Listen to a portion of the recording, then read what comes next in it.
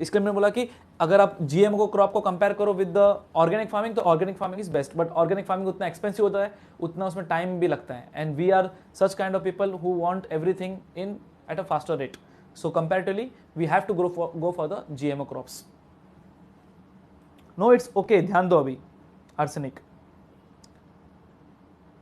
Sir, but hybridization techniques are breaking the principle of nature.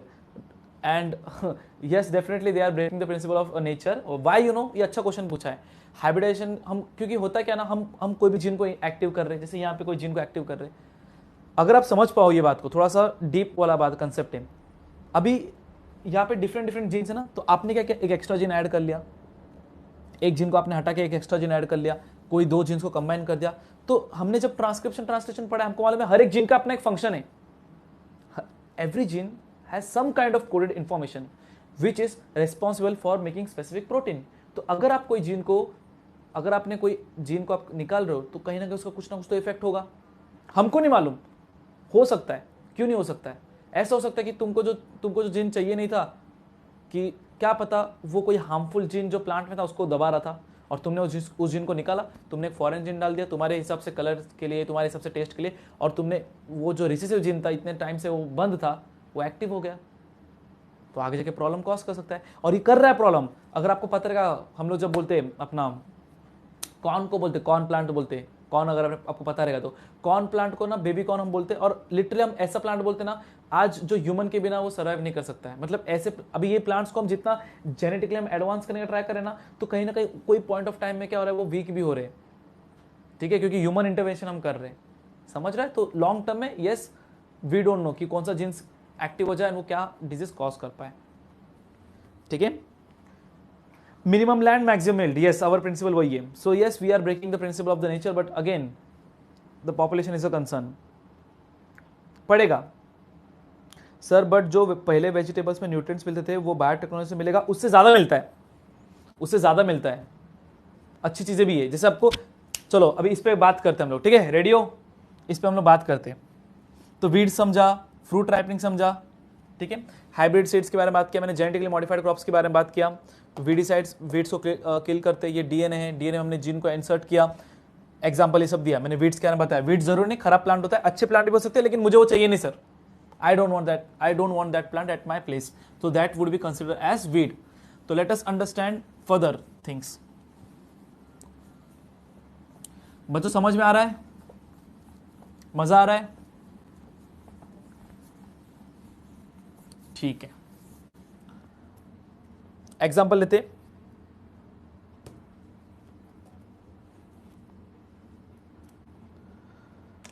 सबसे पहले आएगा BT cotton.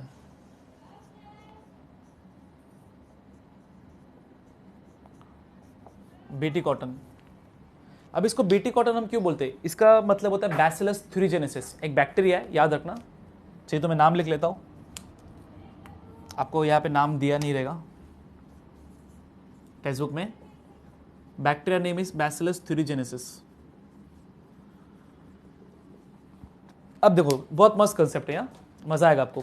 एक फार्मर है, ठीक है, अगर आपको पता रहेगा कि इंडिया का हम लोग रिप्रेजेंटेशन देखें इंडिया का, तो बहुत पहले इंडिया को क्या होता था, हम लोग जब देखते थे कि इंडिया में जो कॉटन सब यूज करते हैं, आज भी हम जब गांव में जाएंगे मैक्सिमम साड़ी हो, धोती हो, है ना.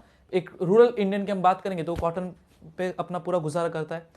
तो अब आज के टाइम पे हम देखेंगे we have synthetic that nylon, terylene, polyester, हम डिफरेंट हमारे पास क्लोथिंग है.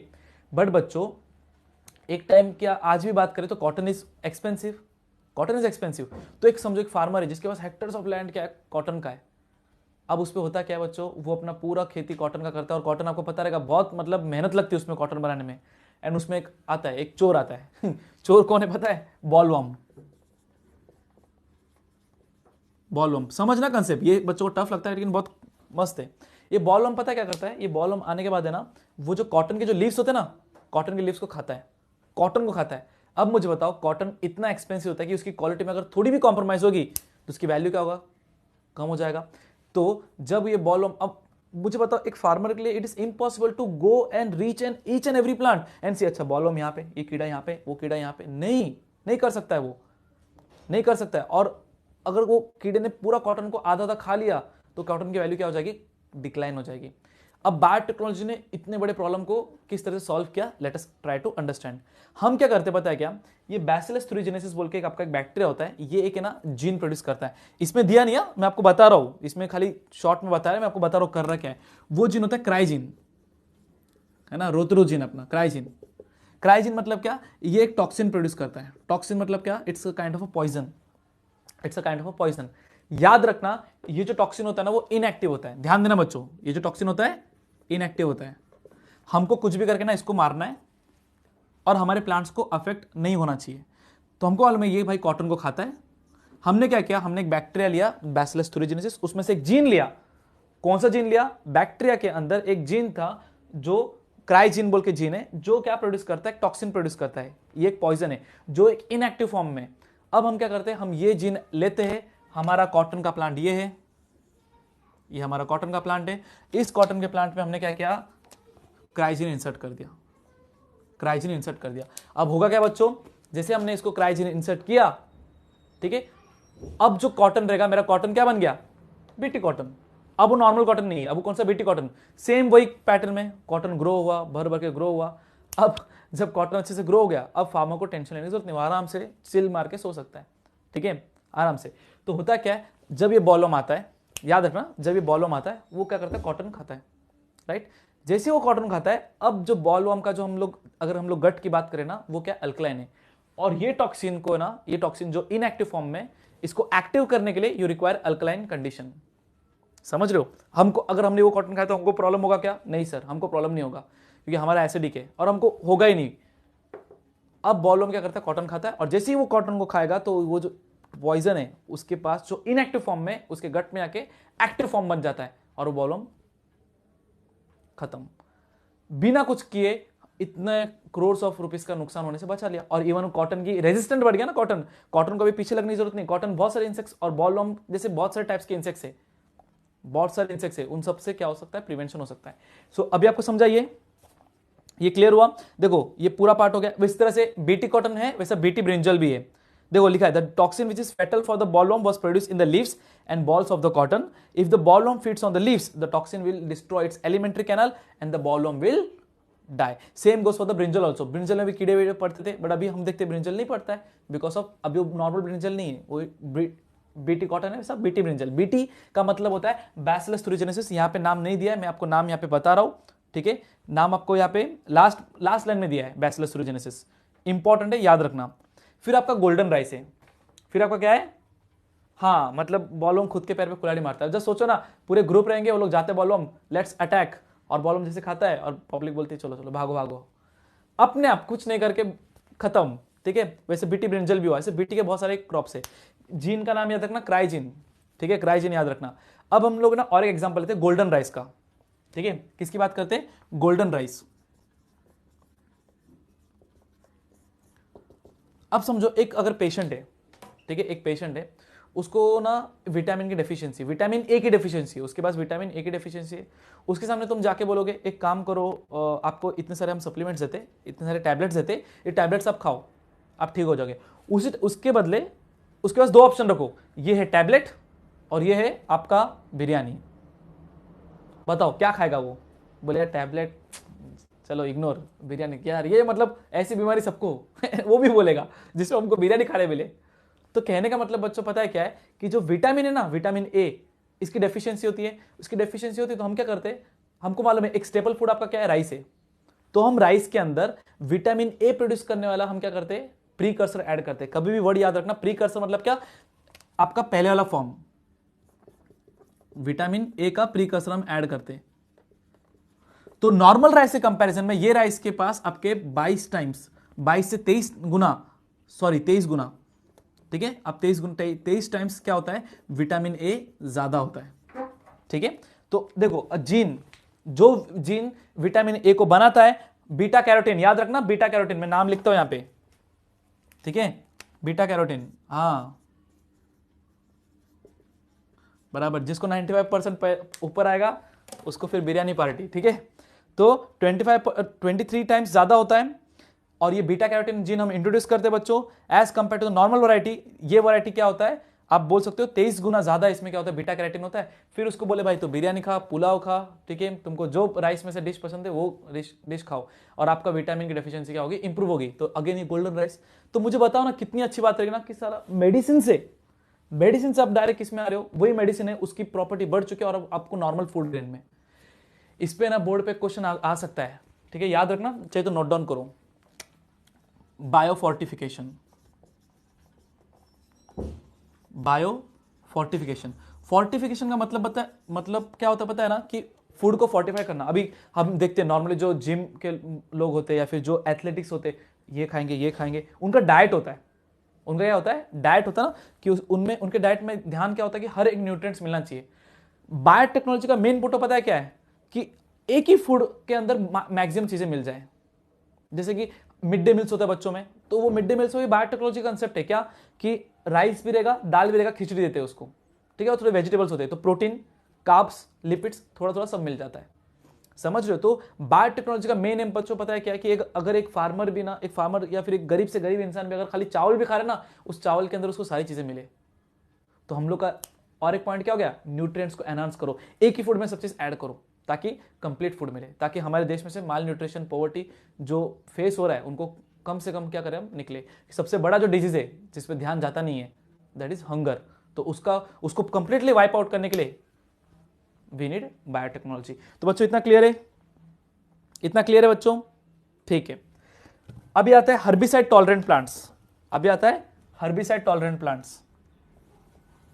मैंने आपको जैसे वीडीसाइड बताया ना, वीडीसाइड, वैसे आपका आता है हर्बिसाइड। क्या आता है, हर्बिसाइड्स। तो मतलब क्या, मेरे मेन प्लांट को अफेक्ट नहीं होगा और बाकी जो जो डिफरेंट मेरे वीड्स है वो क्या हो जाएंगे, मर जाएंगे, ठीक है। जैसे मैं आपको बताया, weeds always affect the growth of main crop. If herbicides are used to destroy the weeds, it affects the main crop. मतलब आपको मालूम है, आपके पास ये एक्स टाइप का क्रॉप है और बाकी आपके मेन क्रॉप्स है। आपने क्या किया, एक वीडीसाइड लाया जो आपके क्रॉप्स को डैमेज करेगा। तो अब जो वीडीसाइड है वो जो मेन क्रॉप को भी डैमेज कर सकता है। तो हम क्या करते हैं, हमारे जो मेन प्लांट्स है उनके अंदर इस तरह से जीन लेवल में मॉडिफाई करते हैं कि हमारे मेन प्लांट्स को कुछ अफेक्ट नहीं होता है, लेकिन जो वीड्स रहते हैं सब क्या होते हैं, तबाह हो जाते हैं। क्लियर है बच्चों, क्लियर है बच्चों? यस, ऑब्वियस सी बात है, थोड़ा आपको बोलते ना एक्सपेंसिव रहेगा, लेकिन मुझे बताओ मेडिसिन एक्सपेंसिव नहीं है? मेडिसिन भी एक्सपेंसिव है ना, है ना? तो आप देख सकते हो, ब्रोकली का एग्जांपल देखो, कॉर्न का एग्जांपल देखो, पपाया का देखो, ब्रिंजल देखो, कॉटन देखो, गोल्डन राइस देखो। सिर्फ देखो मत, पढ़ो भी, तो आपको समझ में आएगा चीजें, ठीक है। फिर बायो फर्टिलाइजर, आज हमको मालूम है कि the chemical fertilizer has ruined the soils. Continuous use of the chemical fertilizer had make the soil infertile, and due to which आज जो सॉइल की फर्टिलिटी इतनी रेडिस हो गई कि क्रॉप्स को बैलेंस नहीं कर पा रहा है। तो हम क्या करते हैं, बायोटेक्नोलॉजी में हमने इंट्रोड्यूस किया बायो फर्टिलाइजर। बायो फर्टिलाइजर मतलब क्या, नेचर का ही पार्ट। देखो, नेचर के साथ रहोगे ना आप तो नेचर एनहांस होगा, लेकिन नेचर के अगेंस्ट आप कुछ केमिकल चीजें यूज करोगे ना तो नेचर डिटेरेट होगा, इन शॉर्ट आपकी हेल्थ भी डिटेरेट होगी। तो हम बायो फर्टिलाइजर हम क्या यूज करेंगे, हम ऐसे माइक्रोब्स यूज करेंगे ना जो क्या करेंगे, सॉइल की न्यूट्रिटिव वैल्यू बढ़ाएंगे। अगर आपको याद रहेगा, आपने 9th में ना पढ़ा था राइजोबियम के बारे में, याद है बच्चों? राइजोबियम ऐसा बैक्टीरिया है, अब प्लांट को चाहिए नाइट्रोजन, प्लांट को चाहिए nitrogen, phosphorus, potassium, this are the macronutrients. क्या बोलते हैं इनको, क्या बोलते हैं, macronutrients, this are the macronutrients. अब ये मैक्रोन्यूट्रिएंट्स होता है नाइट्रोजन, फास्फोरस, आपका पोटेशियम। तो ये प्लांट्स को ज्यादा अमाउंट में चाहिए, क्यों? क्योंकि प्लांट के डीएनए में, याद है ट्रांसलेशन में पढ़ाया था, नाइट्रोजन बेस पेयर्स। प्रोटीन्स में अमाइनो एसिड, अमाइनो, नाइट्रोजन। तो भर भर के नाइट्रोजन हर जगह पे, प्रोटीन, न्यूक्लिक एसिड, पूरा ऊपर से लेकर नीचे तक नाइट्रोजन है। अब प्लांट के पास कैपेसिटी नहीं कि वो एटमॉस्फेयर का जो नाइट्रोजन है उसको वो अपने फॉर्म में लेके आए, नहीं कर सकता है। तो हम क्या करेंगे, हम राइजोबियम बैक्टीरिया ऐड करेंगे। Rhizobium has the ability to convert the atmospheric nitrogen which is inert, जो रिएक्ट नहीं करता है, into nitrite and nitrate form, और वो प्लांट की फर्टिलिटी को बढ़ाता है। तो ये हो गया बायो फर्टिलाइजर्स। नाइट्रोजन फिक्सेशन मैंने बताया, rhizobium, azotobacter, nostoc, anabaena, plants like azolla, इनको हम यूज कर सकते हैं एज अ बायो फर्टिलाइजर। जो प्लांट, जो नेचर का ही पार्ट है, और आपकी न कि सिर्फ वो प्लांट की फर्टिलिटी को बढ़ाएंगे, बट वो प्लांट का जो एटमॉस्फेयर रहेगा उसको भी क्या करेंगे, एनहांस करेंगे। समझा? हमने इसके बारे में पढ़ा था। तो यह था आपका जेनेटिक इंप्रूवमेंट। तो इतना क्लियर है बच्चों, इतना मेन पार्ट क्लियर है। ये पूरा हमने क्रॉप बायोटेक्नोलॉजी खत्म किया अभी। यस संदीप,